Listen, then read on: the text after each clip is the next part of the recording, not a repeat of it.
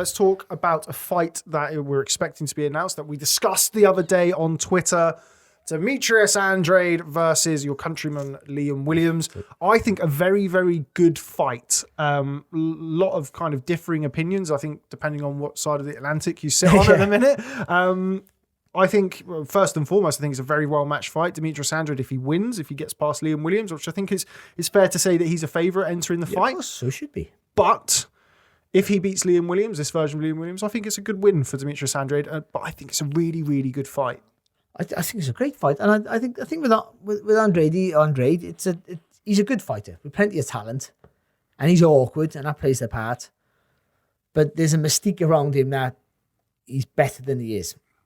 I think that's built there. I think they did a good job with him. That he's the most avoided fighter out there. No one wants to fight him, and the reason no one wants to fight him, I'm not slagging him off. It's nothing to do with him personally, but the reason people don't fight him is because you haven't got a marketing tool behind. There's no one gains anything about it. There's no traction with him, even though they're trying to build him up. You box Andrade or you box Golovkin. You beat Golovkin, you're the best on the planet. You beat Andrade, and it was a good win. I think he doesn't have a massive following. I don't think he does. I don't think he has that massive allure. That's what I was trying to say. And with Williams, he's looked fantastic since the Smith defeats, of course, and he's looked really good, and he's been bowling through people, and he's looked the machine that he's talked about, and I've been really impressed with him. But he stepped down levels. You can't forget that. The level... boxing Joe Mullender, who's obviously English champion. And good domestic fighter, but... No, but they're good kids, but they're good domestic level. And that Fox kid, Alante Fox, whatever his name was, I don't know how good he is. I think he's more awkward than good. Went the distance with Demetrius Andrade, which I he thought did, but I think stylistically, and like that, and also when you kind of look at the style of Demetrius Andrade and Alantis Fox, kind of an ungainly, lanky, kind of gangly fighter, you can see why that fight potentially never really caught fire. But I watched the fight, people kind of mistaken into thinking, I think Demetrius Andrade was given a count in that fight, but slipped. But then also Williams looked really good. He didn't know, as far as he's concerned, he's stepping up to world level now again. And he went right through him. I was there, it was ringside, and he brushed right through him. He looked really good. So he's done everything they asked of him, and he's looked a better fighter since the Smith. And I think he might have learned off the second Smith fight, because I think it was a relatively close fight, which Smith was winning. The last couple of rounds, Williams could have maybe if he could have won those last 2 rounds, he could have possibly won the fight, possibly. And he just couldn't put his foot on the pedal. I think it was evidently clear he couldn't put his foot on the pedal. And I don't think it was down to fitness. Not even desire. I just think there was something, maybe the unknown, not the nervousness or something about he hadn't been there before. I don't know, so he just didn't know what to do. And I think I don't know, because I don't know what's in his mind, but that regret has made him a really angry man. And he needs to be angry. He's a better fighter when he's angry. Few fighters you can say that against. Look at him against Gary Corcoran. That was a bit of a kneel. That was a horrible atmosphere, actually. They had to stop the fight, I think, at one point, because the lights went on in the arena. They were all scrapping, the crowd, because Williams got some nasty fans. They love me, by the way. They all hate me. But and Corcoran's got a rowdy bunch. So it was a real kneel to that fight. And Corcoran was too small for him, to be fair, but Williams was right up for that. He's tough and hard. He's a real hard man. And that's where he struggled with Smith, because Smith's another really tough, hard man. They're both bullies in the ring, they want to, and I think he struggled in the second fight for that, because Smith had to box him, and the first fight he looked great, and almost won, but he didn't, and that's the truth. So it's a step up for Liam Williams, the Andre fight, but I fancy him, actually. I do. I think it'd be an upset, of course, because Andre's boxing at a better level, but how much better? I know we were talking about his wins the other day. Which win is his best win? I'm not quite sure. Vanna's Martirosyan back in 2013. I said Martirosyan, but then you put who's Martirosyan beat at that point. I just think Martirosyan's best result to this day was a technical draw against Erislandy Lara in a fight that he was losing. Yeah. It kind of goes back a little bit to what we were talking about beforehand with kind of how much emphasis you put on a record and who somebody's beat and what you actually see in the ring. I feel like in Demetrius Andrade, we've not necessarily seen the evidence to support the claims or the theories that's surrounding him in the ring in recent times. And you can't always say, I was going to say, how would you think Liam Williams would have gone with Luke Keeler? Luke Keeler's a good fighter. He's better than what you would think, to be fair, when you sort of really, first you think, he'd walk right through, and you think, actually, would he? But you think he'd get the job done. And, Andrade had him over in the first 5 seconds of the fight. Yeah, if you think Williams would get the job done relatively quickish, I think, because the way he fights, you know what I mean? He might got stopped by Tom Doran, didn't he? Early in the fight, Luke Keeler. Yeah. Once upon a time. He could another Welshman could punch. Yeah, he could punch. So you tend to think, but then you can't always say how he would do a better job than him because styles. Yeah, of course. You approach fight. But there's no one that Andrade has really beat that you think that Williams wouldn't have a really good chance also. Jack Kulkai, who's a real talent, was a fantastic amateur, but was a small welterweight. Forget about I think he was just one of those kids who couldn't make the weight properly and just said I'm a super welterweight, like middleweight when he back then, and that's what I am. And I'm good enough to beat people, and he was almost good enough to beat people, but not too small. And then that's the Macy Solecki. Yeah, that's me. That might be his best win, maybe, but then he's made for him. Yeah, exactly. I mean, so it's like that. So either way, it's a good little fight, and like not getting enough traction, as we spoke about off air already. He's not getting enough traction. It is a good fight, and it's a chance of Williams to become a world champion. I think it's a real good chance. I really do. I really fancy him for it, to be honest.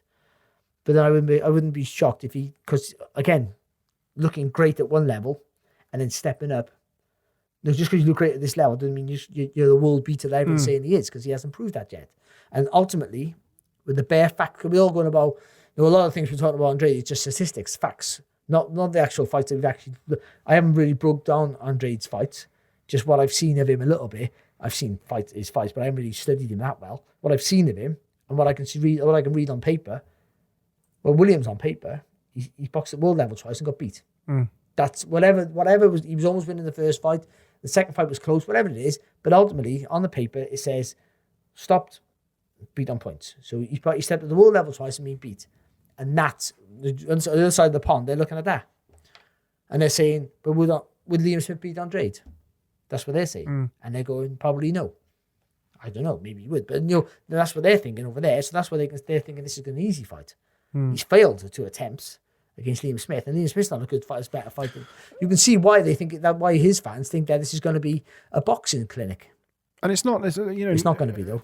It wouldn't surprise me if Demetrius Andrade wins the fight, of course not. But I think like you make a good point there about, and it's something that we spoke about the other day on Twitter, kind of people seemingly discrediting or dismissing Liam Williams as a threat here. I know Demetrius Andrade has not really shown signs of kind of letting stuff like that impact on him, but he's not been able to get the big fights. He's, not been able to secure a Canelo, a Gennady Golovkin, somebody like that.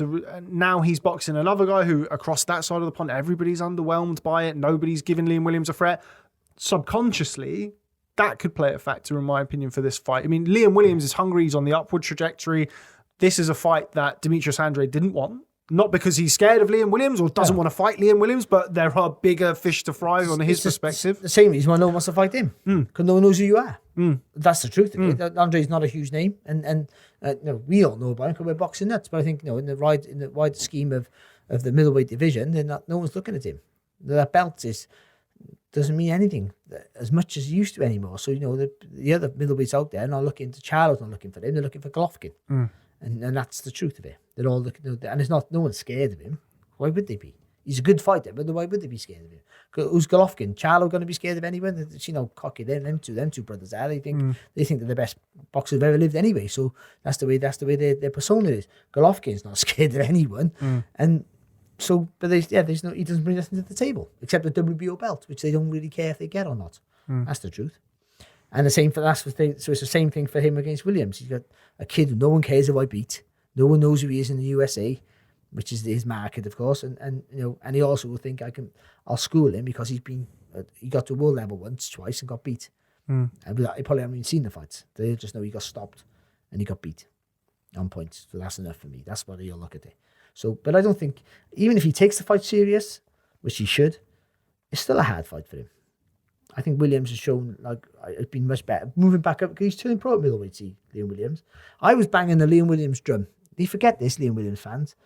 We're all back on the Box Nation, and they were showing Lewis Reese Box Nation. They were pushing a young welterweight who got beat against a journeyman in the end, packed in. Just didn't want to box in the end. Real good kid, real talented kid. And rightly, they were pushing him, but they wasn't pushing Liam Williams. I remember saying, he'd be on the undercards like 5 o'clock in the afternoon, and no one would see him. And I go and he beat a fella called Darren Cardona. I think it's Darren Cardona, yeah.